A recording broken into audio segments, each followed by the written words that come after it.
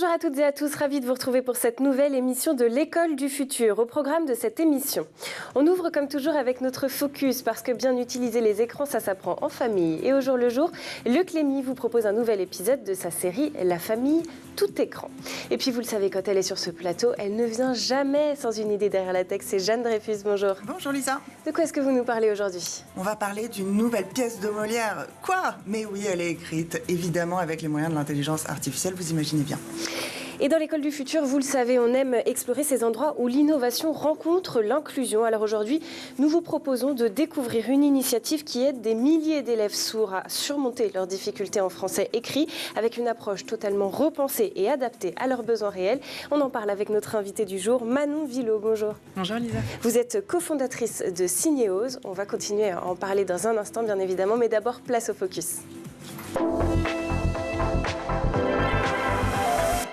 Focus aujourd'hui sur une utilisation saine et maîtrisée du numérique dans les foyers. C'est avec notre partenaire Le Clémy et sa série La famille tout écran. On se retrouve tout de suite après votre nouvel épisode.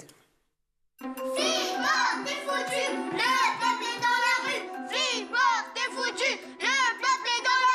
manifestez pour le climat ? On manifeste pour que j'ai un nouveau skate.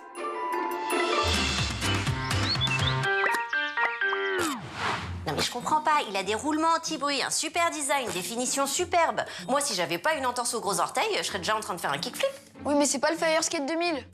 Le Fire Skate 2000, il a des roulettes anti-bruit, un super design, des finitions superbes et il est recommandé par John Skateman sur sa chaîne YouTube. Et donc c'est la même chose ? Non, c'est pas la même chose, il est pas recommandé par John. Et sur sa chaîne YouTube, il y avait un code promo, vous auriez économisé 10%. Mon chéri, il faut que tu comprennes que ton youtubeur préféré, il est payé pour faire la promotion de cette marque de skate.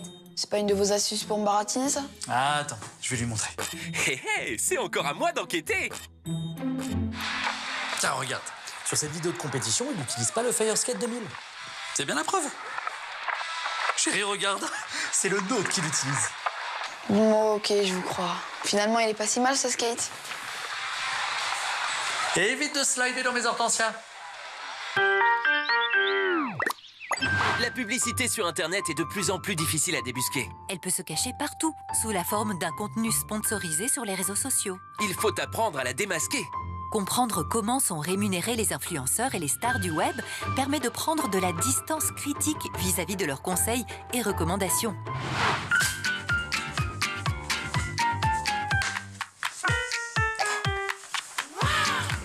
Je préférais quand tu faisais du badminton. Vous allez le voir, c'est une émission dense qui nous attend aujourd'hui autour d'un sujet que l'on aborde finalement assez peu et qui dit pourtant beaucoup de l'égalité réelle entre les élèves. Alors qu'en France, plus de 10 000 jeunes sourds sont scolarisés. Un retard persiste pourtant sur l'apprentissage du français écrit pour ce public. Mais alors comment expliquer cette réalité ? Pourquoi persiste-t-elle ? Et surtout, que peut-on faire concrètement pour que ces élèves ne soient plus laissés de côté ? Voilà quelques-unes des questions auxquelles nous allons tenter de répondre dans la première partie du talk.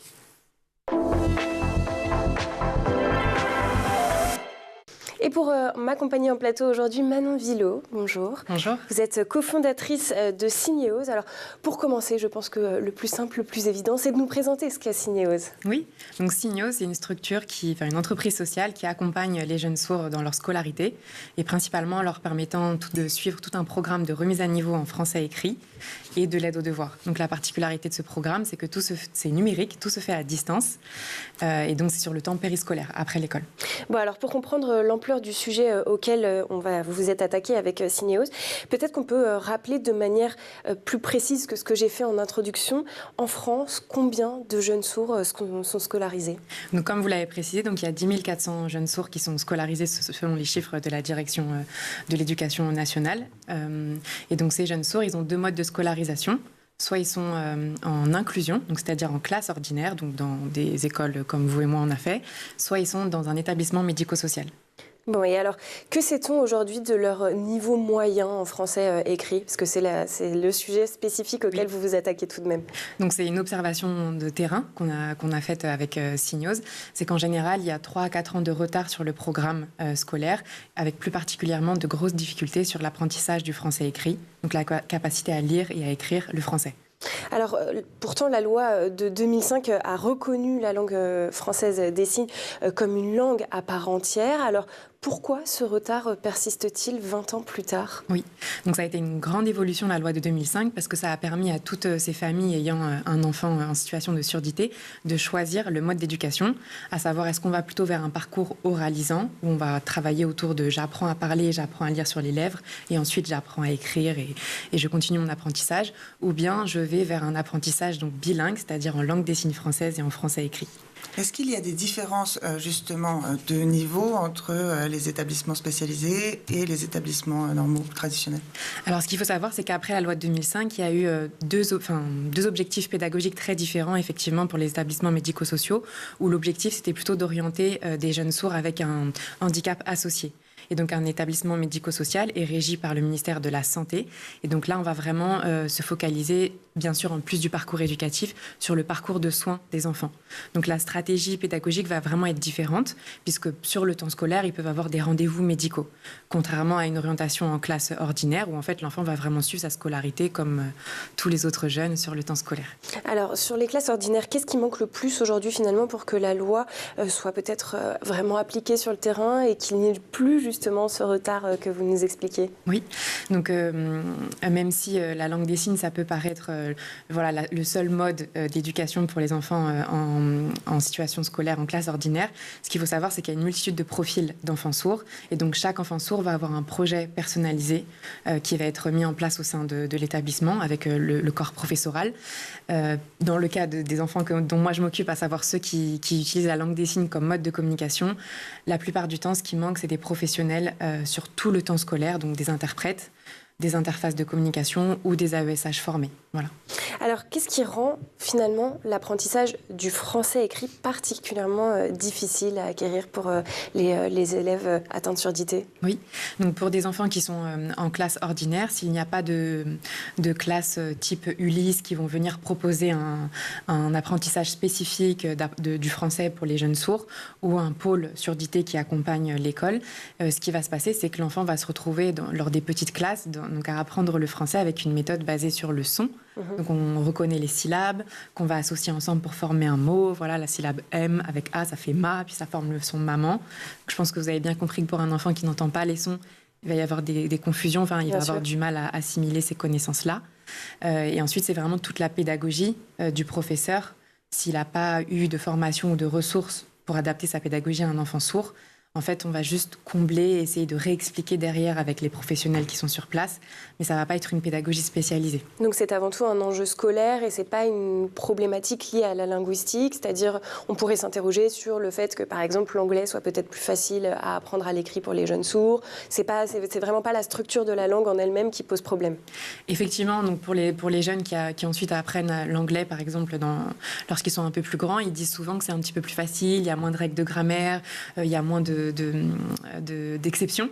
Donc effectivement, la langue française, on le sait, reste une langue assez difficile, mais il y a quand même des moyens de l'apprendre. C'est-à-dire qu'il n'y a pas de difficulté cognitive des enfants à apprendre une langue. Ça va être vraiment la façon dont on l'apprend qui va leur permettre de l'assimiler. Bon, alors on s'en doute un petit peu, mais quelles sont les conséquences de ce retard après sur la suite du parcours scolaire? Donc forcément, les enfants vont avoir moins de choix, enfin les jeunes vont avoir moins de choix dans leurs orientations. Ce qu'il faut savoir, c'est que lorsqu'on prend des jeunes sourds donc qui sont âgés de 18 ans, seulement 4 sur 10 auront la possibilité d'aller à l'université. Et sur ces 4 universitaires, en moyenne, il n'y en a qu'un seul qui ressort avec un diplôme. Donc on peut imaginer que sans la possibilité d'obtenir un diplôme universitaire, on a des postes à moins grande responsabilité. On va plutôt les orienter vers des formations professionnalisantes qui sont très intéressantes quand ça rentre dans le projet du jeune, mais quand c'est imposé, ça va aussi bien sûr inclure beaucoup de mise à l'écart par rapport à la société. Et puis après, si on va plus loin, de manière générale, les personnes sourdes sont recensées, il y a 50% de chômage chez la population sourde. Bon alors, je vous propose de revenir maintenant à votre solution, Signeos. Vous nous avez un petit peu expliqué en début d'émission de quoi il s'agissait. Mais alors, de quel constat êtes-vous parti? Quelle est la genèse finalement de ce projet? C'est vraiment lié à mon histoire personnelle. Donc, je suis chimiste et j'ai travaillé dans les laboratoires de la police avec une collègue sourde. qui m'a vraiment fait découvrir la langue des signes. Elle a aussi partagé avec moi son parcours du combattant pour obtenir un diplôme universitaire, le parcours du combattant qu'elle mène au quotidien dans l'entreprise pour trouver sa place et faire son métier du mieux possible.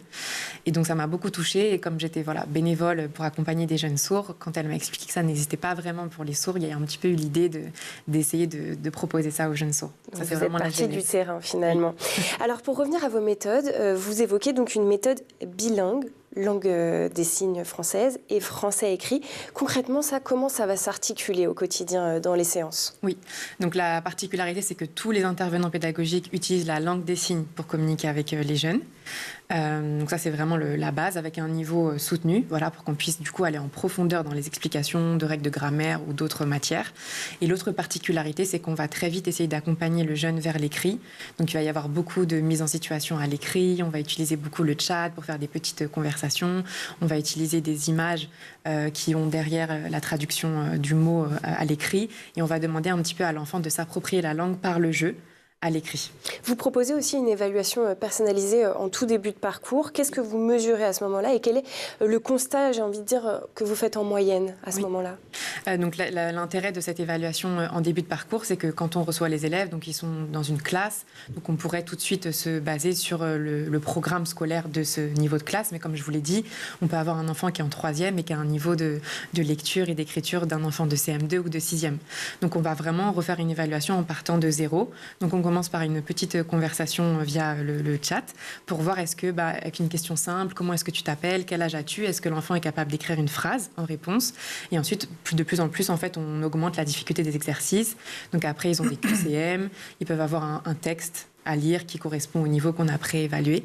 Et puis on évalue donc comme ça principalement la capacité à lire et à s'exprimer à l'écrit. On ne les fait pas redoubler, les enfants sourds atteints de surdité dans les écoles traditionnelles? Si, bien sûr. Maintenant, au bout d'un moment, quand l'enfant a déjà redoublé 1 an, on peut avoir des enfants qui ont déjà 18 ans, qui sont en 3e ou en 4e. C'est aussi compliqué de les garder motivés. Donc au bout d'un an de redoublement ou 2 ans, s'il n'y a pas eu de possibilité de rattraper ce retard-là, on essaie de les encourager à continuer et justement de travailler sur le temps périscolaire, extrascolaire. Alors pour le coup, vous accompagnez des élèves du primaire au lycée, c'est bien ça? On fait aussi l'université, mais en général, à l'université, ils ont quand même des bonnes bases. Donc là, c'est ceux qui ont réussi à vraiment s'accrocher. Et donc là, on va faire beaucoup d'aide aux devoirs. On va quand même les aider à traduire le contenu des cours, parce que parfois, c'est compliqué. Et beaucoup de méthodologie, en fait, comment réussir ces études universitaires. Et est-ce que vous avez juste peut-être une tranche d'âge qui est plus représentée dans les accompagnements? Ça dépend, ça change chaque année. Donc cette année, on avait beaucoup de primaires. Les années précédentes, on avait beaucoup de préparation au brevet, donc plutôt de collégiens ou de lycéens. Donc c'est un petit peu variable d'une année à l'autre. Allez, il est déjà temps de prendre une petite pause dans nos discussions. Bien évidemment, on va continuer à parler de la méthode de Signéos. Mais d'abord, je vous propose de faire un tour du côté de la planète tech. C'est la crème de la crème d'Internet, c'est la sélection de Dylan Kohler.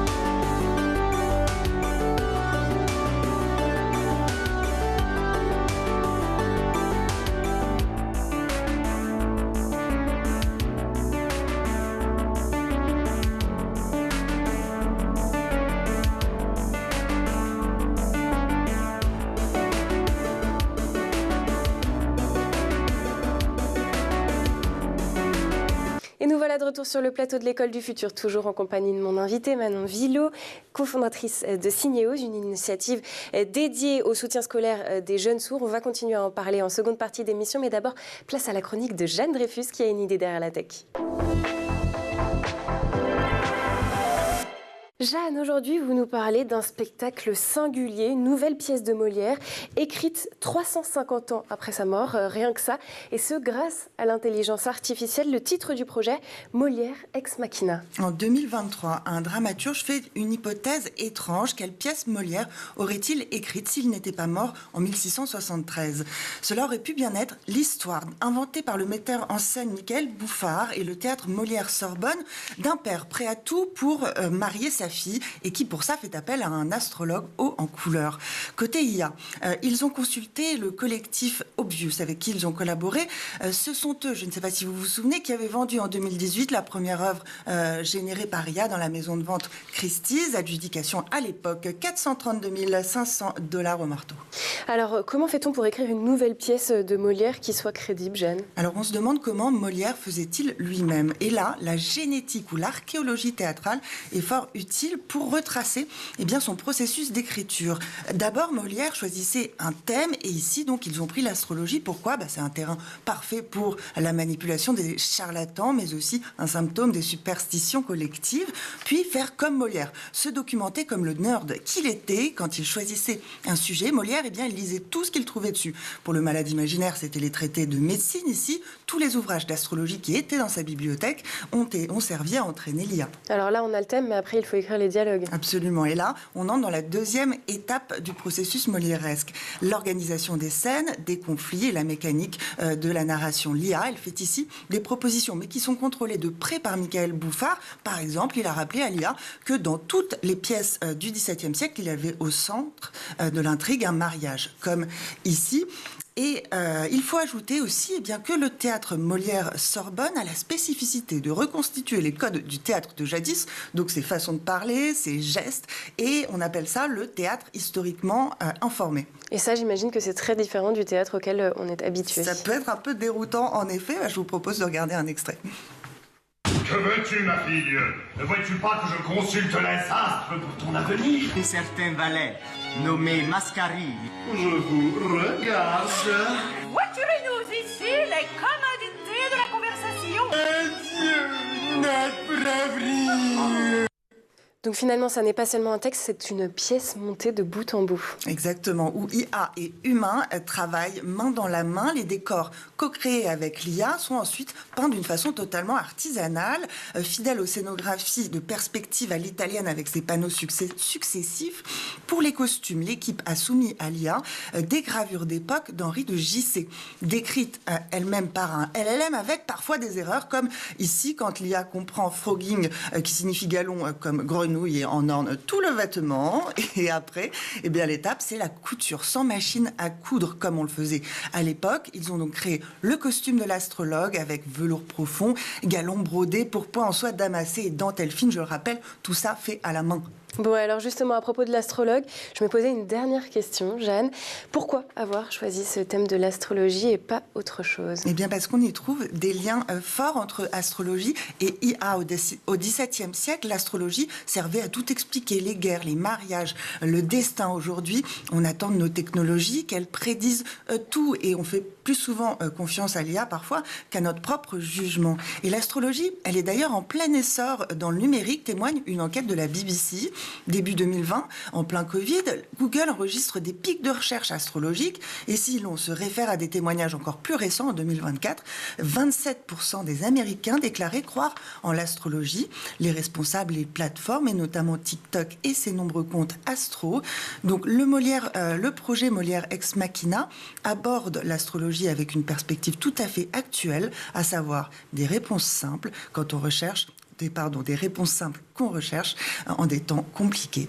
Bon, eh bien, merci beaucoup. Avec tout ça, Jeanne, les fourberies de Scapin paraissent honnêtes à côté des fourberies de l'IA. On va continuer à parler d'un tout autre sujet en seconde partie du talk. Alors, si vous nous rejoignez dans l'école du futur avant la pause, nous avons vu à quel point la maîtrise du français écrit peut être un obstacle majeur pour les jeunes sourds et surtout combien les réponses restent inégales selon les territoires pour y trouver des solutions. Et dans cette seconde partie d'émission, on passe à l'action. Alors, comment accompagner ces élèves? Comment personnaliser les apprentissages? C'est avec Synéos, c'est tout de suite dans la seconde partie du talk. Et c'est toujours avec mon invité, bien sûr, Manon Villot, cofondatrice de Synéos. Alors, en première partie d'émission, on l'a évoqué, le fait que votre solution a la particularité d'être 100% en distanciel, 100% numérique. Alors ça, j'imagine que ça répond aussi à un enjeu, à une problématique démographique, géographique, puisque aujourd'hui, j'imagine que tous les élèves sourds ne sont pas accompagnés de la même manière en fonction d'où ils se trouvent sur le territoire. Tout à fait. Donc, surtout si on est sur des parcours d'inclusion en classe ordinaire, il va y avoir un souhait de regrouper les enfants sourds dans les mêmes établissements ou au moins dans les mêmes villes, tout simplement pour avoir un interprète pour 3 enfants sourds dans une classe. C'est aussi intéressant pour eux parce qu'ils vont avoir plus d'interactions avec des copains-copines qui parlent la langue des signes. Donc, dans les grandes villes, ça peut marcher plus ou moins bien en région parisienne. Maintenant, dès qu'on s'éloigne dans les provinces, ça peut être plus difficile et donc augmenter les inégalités territoriales, effectivement. Alors, les enseignants que vous avez chez Synéos, on l'a expliqué ça aussi en première partie d'émission, communiquent avec les élèves par la langue des signes. Oui. Mais alors, qui sont ces professeurs? Donc, on a des profils très variés. On a des enseignants CAPEJ. Donc, c'est le diplôme qui est reconnu comme enseignant pour les jeunes sourds. On a des enseignants plutôt éducation nationale qui se sont formés à la langue des signes après. On a des éducateurs ou on a des étudiants, par exemple, qui sont en licence ou en master. J'ai une petite question. Est-ce que par rapport à la langue parlée, il y a le même nombre de mots avec la langue des signes ou est-ce que c'est très différent? Alors effectivement, il va y avoir le souhait de traduire le plus possible les mots de français. Parfois, on va avoir un signe qui va donner 2 ou 3 synonymes en français. On va peut-être pas avoir la même richesse de synonymes en français. Et puis après, la langue continue d'être nourrie et alimentée avec des nouveaux mots ou des vocabulaires très spécifiques. Alors, pour revenir sur le profil des enseignants, est-ce que vous avez peut-être aussi des enseignants atteints eux-mêmes de surdité? Oui, tout à fait. Ça, j'imagine que ça doit changer quelque chose aussi au rapport avec les élèves. C'est vrai qu'ils ont donc une expérience à partager. Ils vont avoir un lien parfois plus facile avec les élèves pour se connecter à leurs difficultés. Et après, nous, l'objectif, ça va être que tous les professeurs puissent dispenser le même cours, surtout pour la partie remise à niveau en français. Donc, on fournit les supports de remise à niveau en français pour que, quel que soit le profil, on soit sûr de la qualité du cours. Bon, alors, vous accompagnez aujourd'hui une 50aine de jeunes par semaine. Comment ça s'organise, ça? Est-ce que ce sont des séances individuelles? Est-ce que vous avez des séances collectives? C'est principalement des séances individuelles. On essaye de temps en temps de pouvoir mettre par 2 ou par 3 des jeunes qui ont les mêmes profils ou les mêmes niveaux. On va souvent être limité par la taille de l'écran, puisque donc, comme tout se fait par le visuel, on a besoin d'avoir une bonne visibilité à l'écran. Alors, à raison de combien de séances par semaine et de quelle durée également? Donc, en général, c'est 1 heure. Pour les primaires, c'est plutôt 45 minutes, parce qu'il faut savoir qu'ils ont eu déjà la journée. Ils rentrent le soir, et être 45 minutes derrière un écran, c'est déjà beaucoup pour un enfant en primaire. Pour les collégiens, c'est 1 heure. Et puis, pour les lycéens universitaires, on peut monter jusqu'à 1h30 ou 2 heures par semaine. Parfois, il y a 2 ou 3 séances en fonction des demandes des parents. Et combien de temps va durer un accompagnement en moyenne chez vous? Donc, on demande aux familles de s'engager sur 6 mois, parce qu'ils pourront voir au bout de 6 mois une première évolution assez marquante et une première acquisition, surtout si on part sur des jeunes qui ont besoin d'une grosse remise à niveau. Et ensuite, c'est vraiment au choix des familles, mais en général, ils restent avec nous 2 à 3 ans.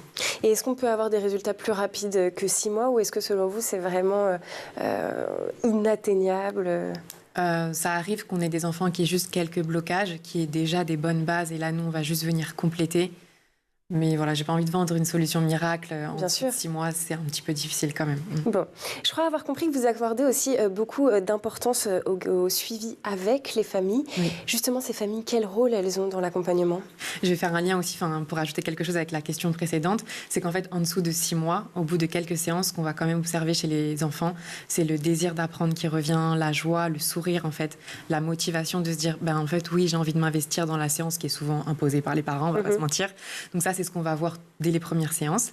Et ensuite, pour répondre à vos questions, en fait, le rôle du parent va être très important parce que tout se fait à distance. Donc, on a besoin que le parent vérifie que le matériel soit bien connecté, soit utilisable, que l'enfant se connecte à l'heure, que ce soit des bonnes conditions de travail. Donc, on a vraiment un engagement des parents qui est très important derrière. Et j'imagine que ces parents aussi, avant de se tourner vers vous, ont peut-être aussi dû faire face à un manque d'informations. Vous venez en soutien finalement. Oui, donc on peut avoir des parents qui ont eu un manque d'informations ou parfois qui ont eu surtout pas trouvé la solution qui leur correspondait. Et donc là, on a deux profils de parents. On peut avoir des parents qui sont eux-mêmes sourds ou des parents qui sont entendants. Donc les parents sourds, le soulagement qu'ils vont avoir, c'est d'avoir un temps d'échange avec nous en langue des signes, donc dans leur langue, donc qui vont pouvoir parler de leur scolarité. On va parfois pouvoir reprendre les bulletins scolaires et en rediscuter ensemble en langue des signes et faire un bilan de ce que nous on a observé. Donc ça, ils sont très demandeurs. Et pour les parents entendants, ça va être un petit peu de découvrir de nouvelles solutions que ce qu'on aurait pu leur proposer dans les parcours classiques. Alors à quel prix tout ça? Parce que forcément, pour les personnes qui nous regardent aujourd'hui, c'est important. Oui, donc on va avoir un prix en fonction du nombre de séances qui est prise en charge par la famille. On est agrégé service à la personne. Donc il y a la séance qui peut être prise en charge à moitié. Ensuite, on a les maisons de handicap qui peuvent prendre en charge tout l'accompagnement et enfin quelques mutuelles. Alors, on a parlé tout à l'heure du fait que votre solution est 100% numérique. Alors, du numérique allié ou plutôt risque pour les élèves sourds? Non, pour nous, c'est vraiment une grande plus-value. Ce qu'il faut savoir, c'est que les enfants sourds ne nous ont pas attendus pour utiliser la visio pour communiquer. Voilà, quand on appelle une personne qui pratique la langue des signes, c'est en visio. Donc, les premiers portables qui ont proposé des appels en visio, pour eux, c'était tout bénéfique, beaucoup de bénéfices. Donc, ils avaient déjà l'habitude d'utiliser des solutions en visio à distance. Et en fait, nous, l'avantage du numérique, ça va être de pouvoir travailler la répétition via des exercices, mais que les exercices soient tous ludiques. Et donc, notamment l'IA, en fait, ça va permettre de générer... On crée un exercice et on va demander à l'IA de faire 3 ou 4 types d'exercices différents sur ce même thème avec les mêmes mots de vocabulaire, ce qui fait que l'enfant est toujours dans quelque chose de nouveau et d'attractif. Bon, on reprend un petit peu de hauteur sur le sujet. Être atteint de surdité, ça n'est pas forcément gage finalement de prendre du retard sur l'apprentissage du français écrit. Ça, on l'a compris. J'imagine qu'il y a quand même quelques-uns pour qui ça se passe bien. Mais alors pour les parents qui nous regardent, quels signes doivent les alerter sur leurs enfants quant au fait qu'ils sont peut-être en train de perdre pied et de prendre du retard sur cet apprentissage?